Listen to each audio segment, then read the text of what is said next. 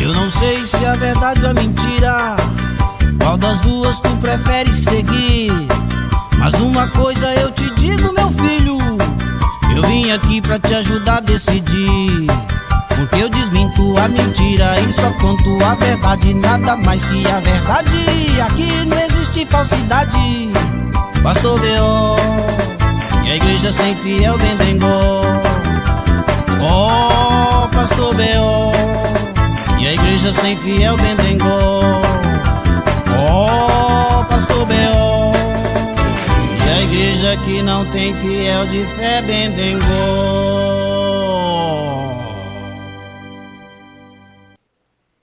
Well. Eita, Pastor B.O. tá mais uma vez aqui na igreja que não tem demônio nem capeta. Na última live houve assim meio que um boot, mas eu estou aqui para terminar o tema da penúltima live falando de Abraão e seu filho Isaque. Mas para isso eu tenho que ter um grande respeito e passar pelo filho Ismael. Ismael, na visão cristã, foi meio que um erro de Abraão. Eu tenho que deixar claro que Ismael não tem culpa nenhuma disso, né? Ele não tem culpa nenhuma disso. É tipo aquela criança. Eu tinha um amigo, né? Não vou falar o nome do santo, que ele namorava com uma moça, né? E ele começou a preparar para casar com essa moça. Ele mesmo fez do jeito que a igreja dele ensinava. Nunca deitou com a moça antes do casamento. Porque é assim que as igrejas ensinam. E ele falou, eu vou para São Paulo trabalhar, ganhar dinheiro para casar com você. Todo apaixonado, e deixou a moça lá. E veio para cá, trabalhou, nem ganhou dinheiro, mas voltou para casar. Quando ele chegou na sua cidade de origem, lá estava a sua namorada grávida. Estou dizendo que eu vi essa história, não foi ninguém que me contou. E a igreja, né, para aqueles que vai aí assistir o Pastor B.O. e que não sabe como funciona uma igreja, a igreja funciona assim, se você vai lá e dorme com a moça antes do casamento, e a moça fica grávida ou não fica grávida, a igreja descobriu que você cometeu aí fornicação, deixando claro que adultério é só quando o camarada é casado e trai a esposa, tá? Quando o camarada tem a namorada de acordo com a igreja. Não estou dizendo que eu concordo com isso ou que discordo, tá bom? Só estou dizendo aqui o que a igreja faz. Se você deita com a namorada, não é adultério, aí é fornicação. E esse indivíduo, quando ele voltou, ele encontrou a sua namorada, a sua amada, que ele tinha saído para ganhar dinheiro, para casar com ela, grávida, né? Grávida, ok? E a igreja então se reuniu para discipliná-lo, né? A igreja faz assim. Quando o namorado engravida a namorada ou que deita com ela antes do casamento e que fica notório, que as pessoas fiquem sabendo, né? A igreja disciplina. O que é disciplina? Disciplina é deixar o camarada de banco, sem ir à frente da igreja para cantar, sem ir à frente da igreja para falar. Ainda bem que surgiu a internet, porque se você for cancelado de ir à sua igreja falar, você pode vir aqui falar na internet. E a internet é uma benção, né, gente? Porque as igrejas controlavam, né? Se a pessoa falasse alguma coisa que não era o que a igreja queria ouvir, alguma verdade que a igreja não queria pregar, a igreja não deixava de pregar nunca mais, né? E é até dito por aí que igrejas não deixam pregadores verdadeiros falar. E isso é uma grande verdade, não deixa mesmo. Se você for lá e falar do erro que a igreja como liderança comete, do erro que a igreja como organização comete, você nunca mais prega. Essa é a verdade. Aí Deus deu a internet, né? Porque se você não prega na igreja, você prega na internet, né? Na internet tu posta o que quiser. Só que até na internet existem os filtros, né? Aqueles que acreditam que o Facebook passa tudo, mentira, não passa, só passa o que eles querem. Né? Aqueles que acreditam que só viraliza aquilo que é bom, não, só viraliza aquilo que é ruim, aquilo que não tem aproveito na internet. Porque coisas inteligentes não viralizam na internet. Porque existe um filtro feito por pessoas 24 horas por dia, deixando passar e não deixando passar. Por isso que coisas assim engraçadas, né? Divertidas, mas que não tem nada assim construtivo, né? Tipo Caneta Azul viralizou, né? Por isso que coisas tipo a história do morador de rua com a mulher lá que saiu com ele viralizou, né? E eu vou aproveitar aqui e dar o meu parecer sobre isso. Numa boa, gente. Não adianta querer falar que o cara abusou sexualmente da mulher, porque isso é mentira, tá? Não abusou. E não adianta querer que a mulher, dizer que a mulher estava ali no seu perfeito estado também, que não estava, tá bom? Vamos nem acusar um e nem o outro. Deixa que ele se resolva, beleza? Mas coisas assim viralizam na internet. Coisas interessantes, construtivas, criativas, inteligentes não viralizam porque existe um filtro. A internet hoje está como as igrejas também, ok? Mas aí a igreja se reuniu para disciplinar o rapaz e ele falou, mas não foi eu. Não foi eu que juntei beijador com beijador e fiz aquele que Deus mandou do jeito que ele não mandou. Não foi eu. Como não foi você? Você é o namorado dela? Não, não foi eu. E aí foi descobrir, ela tinha engravidado-se do próprio patrão. Beleza? Resolvido até aí? Então o namorado amava muito, resolveu perdoar e casar com ela e teve um filho. E aí um filho não era dele e o outro era dele. E de vez em quando ele pegava esse menino que não era dele, mas batia tanto que até eu um dia entrei no meio da briga, ok?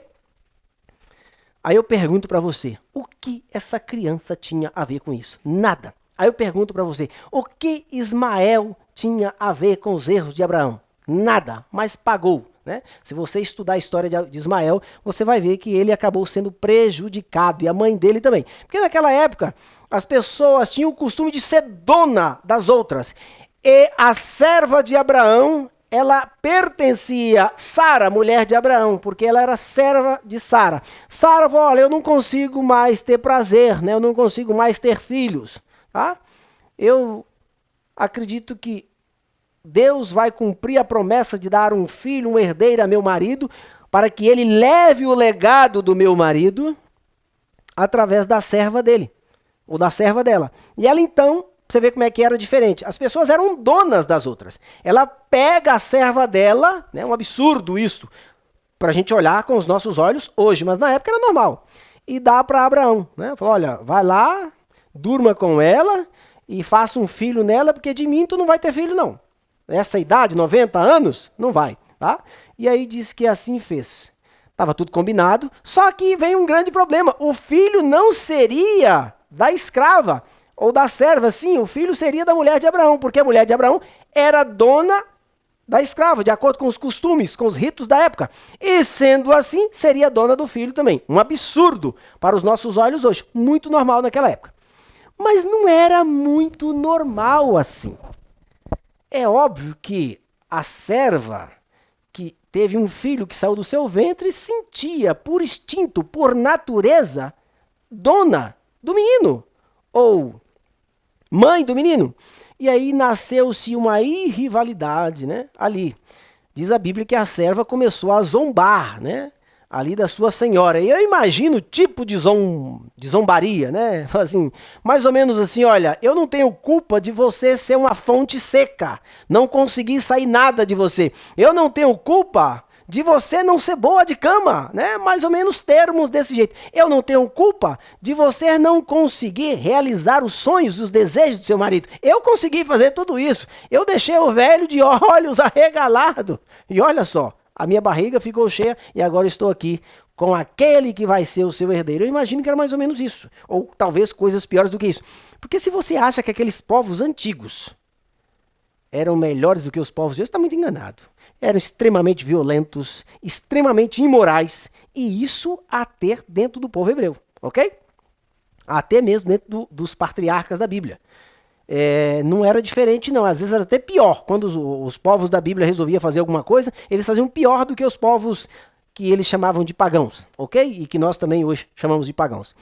E aí, então, a Bíblia diz que Sara vai queixar-se para Abraão. Olha, a tua serva, ou a minha serva que eu lhe dei, está aí debochando de mim. Olha só os absurdos que ela fala. E Abraão fala assim, olha, é sua serva, você faça dela o que quiser. E a Bíblia diz que ela o afligiu. Resumindo, ela quebrou ela na lenha, bateu mesmo, quebrou na pancada. É isso mesmo, bateu. Espancou a mulher e a mulher não teve outra solução a não ser pegar o menininho e ser despedida por Abraão. A Bíblia, esse é o problema. Por isso que eu falo, olha, o crente, ele precisa ler mais, ele precisa ler livros apócrifos. Olha, eu vou dar aí para você que é adventista e que acredita que Ellen White foi uma profetisa usada por Deus. Tem um texto que Ellen White diz em um dos seus escritos, que muitas verdades estão escritas ou escondidas nos livros apócrifos, que fariam bem os cristãos dos últimos dias ler. Pastor B.O. é um grande leitor de livro apócrifo, por isso que ele fala de detalhes que você não encontra na Bíblia.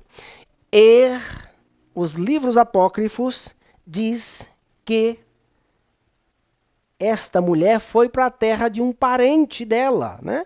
Eles se comunicavam entre os seus parentes, o que não é dito na Bíblia. Depois de todo aquele acontecimento, de ela não ter achado água, de ela ter visto o menino passar sede, de o anjo ter dito para ela voltar e se humilhar diante da sua senhora, porque provavelmente, se isso aconteceu, o anjo entendeu que ela ia morrer e que o menino ia morrer também. Então o mais coerente era voltar para onde estava mais perto. E onde estava mais perto? A casa do Abraão, a casa de sua senhora. E ela voltou, mas não deu certo, aí o Abraão teve que despedi-la. Mas despediu, a Bíblia não fala para onde ela foi. A Bíblia só fala que ela casou esse Ismael com uma mulher ali daquela região, ok? Eu não lembro o nome agora não adianta, também não lembro de tudo, não vou falar. E aí, ela ao casar este rapaz, e a Bíblia segue, mas cadê os detalhes? Ela foi como? Ela foi de quê? Foi de cavalo? Foi de burro? Foi de jumento? Foi de camelo? Foi a pé? Não. Eles se comunicavam, tá? E isso não é relatado na Bíblia. Você quer saber desses detalhes, você precisa ler essas leituras por fora, ou seja, os apócrifos, comentários bíblicos. E os comentários bíblicos provavelmente pesquisaram os apócrifos para poder escrever o que escreveu, ok? E quando esta mulher foi para lá, ela casou o seu filho, ok? E engraçado é que no mesmo livro de Jade, que é o livro que eu mencionei, para falar da história dos detalhes da infância de Abraão, que é chamado na Bíblia de Livro dos Justos, e que não passou no crivo da seleção para fazer parte do cânon sagrado do Antigo Testamento, conta uma história muito interessante.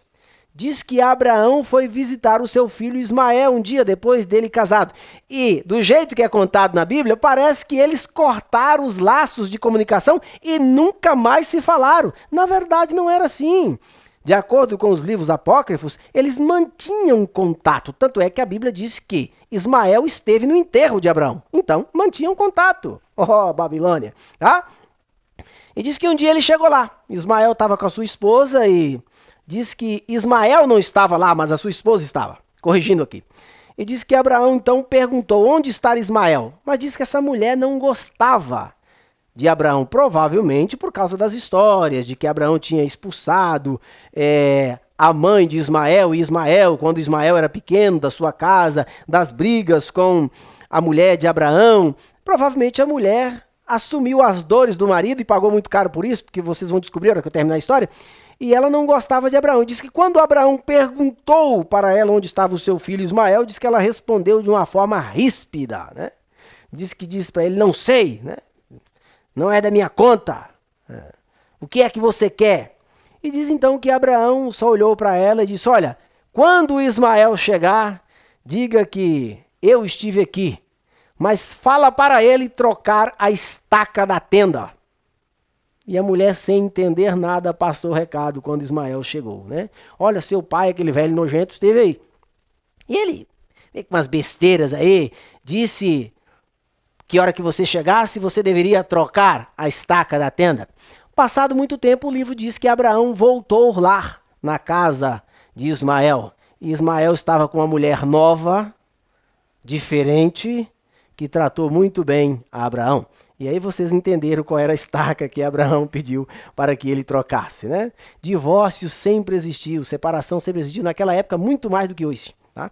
Não é à toa que o divórcio é algo muito comentado na Bíblia. Não é à toa que Moisés teve que dar carta de divórcio. Não é à toa que Jesus teve que condenar o divórcio. Porque naquela época, se a mulher queimasse um arroz, o homem mandava ela embora. Então tinha muito mais divórcio por motivos muito mais fúteis naquela época do que temos hoje, ok? E na maioria das vezes a mulher era muito mais prejudicada do que o homem. Por isso que criou-se o cartório, né? Por isso que criou-se os documentos de casamento. Esses documentos é tanto para proteger a mulher quanto o homem, porque naquela época a mulher ia de mãos vazias, muitas das vezes. Por isso que nós encontramos várias leis na Bíblia de recompensa à mulher quando o homem a mandava embora, ok? Então, continuando a história, Abraão, diz a Bíblia, que na sua velhice, depois de Ismael, Deus fez um milagre e ele engravidou a sua esposa, que não tinha mais prazer, a sua esposa que não podia mais engravidar, e ela teve um filho chamado Isaque, que seu nome significa riso, né? Por quê? Porque ela riu quando o anjo disse que ela ficaria grávida, ela deu risada. Como eu poderia ficar grávida numa idade dessa? Então, quando o menino nasceu, ela colocou o nome de riso, né? De Isaque. E Abraão, logo mais à frente, perdeu a sua esposa, ela morreu. E ele ficou velho e entendeu que iria morrer. E ao entender que iria morrer, ele falou, olha, esse rapaz vai ter que carregar o meu legado, mas se eu deixá-lo sem esposa, ficará difícil. Ele vai escolher uma esposa que vai mudar a cabeça dele. Quero dizer que aqui a Bíblia está dizendo que a mulher tem o poder de mudar a cabeça do homem. E é fato.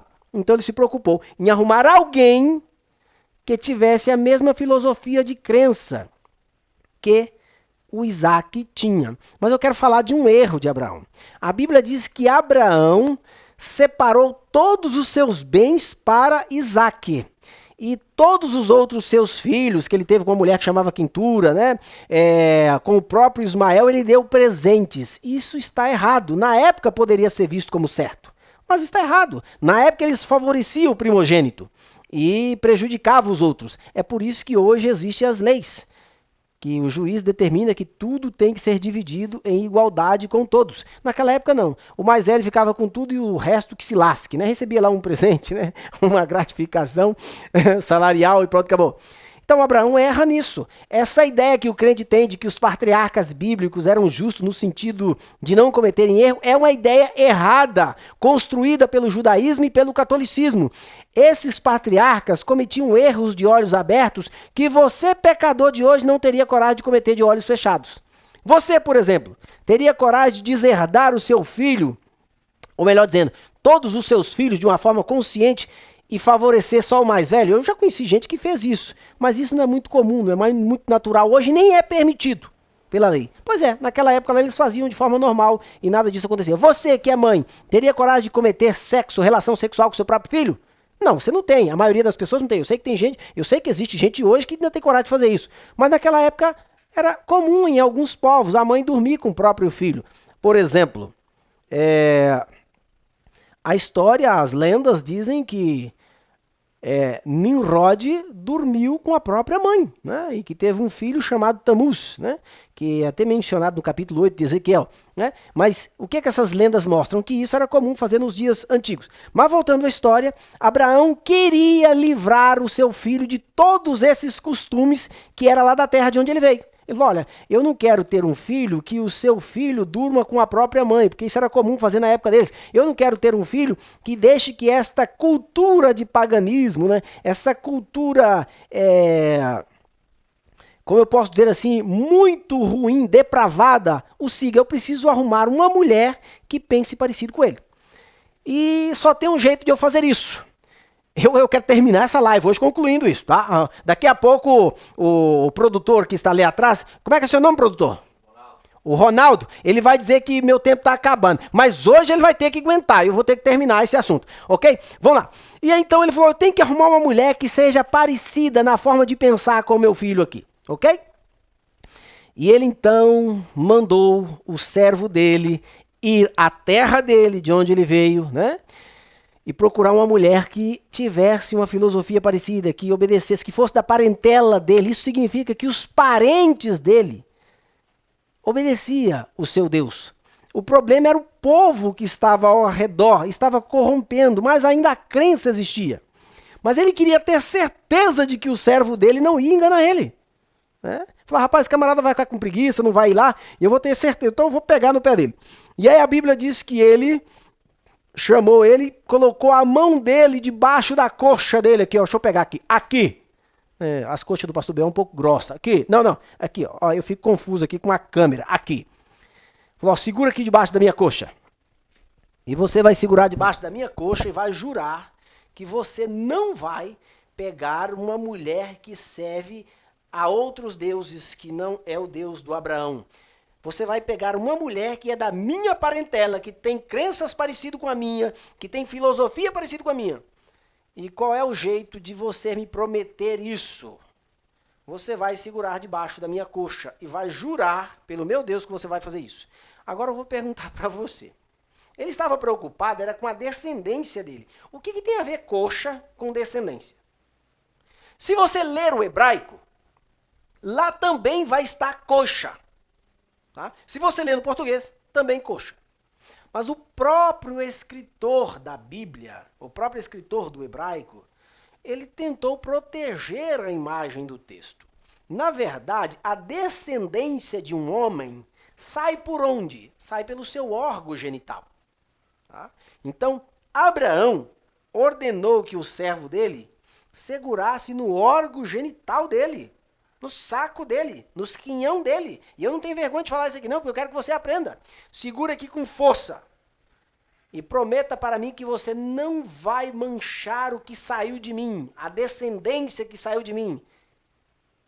Isaque, dando para ele uma esposa que vai corromper o seu caminho. E assim o servo prometeu, e assim você conhece a história. E assim ele foi à terra de Abraão, pegou da parentela de Abraão um filho para Isaque. E Isaque teve 2 filhos, Esaú e Jacó, que é o assunto da próxima live. O patriarca Jacó, né? O patriarca Jacó. E eu quero terminar aqui dizendo que estou fechando o livro do Gênesis. Quando eu fechar o livro do Gênesis, terei uma forma de programa diferente, que será ao vivo, que você pode fazer a sua pergunta. Ainda tem alguns temas aqui. Quero mostrar para você que Moisés não escreveu aquilo que disse que ele escreveu. Quero mostrar para você um Jacó que a Bíblia não fala. Quero mostrar para você 12 tribos que a Bíblia também não fala. Tá? Quero mostrar para você onde Jacó errou com José, ok? Até a próxima live.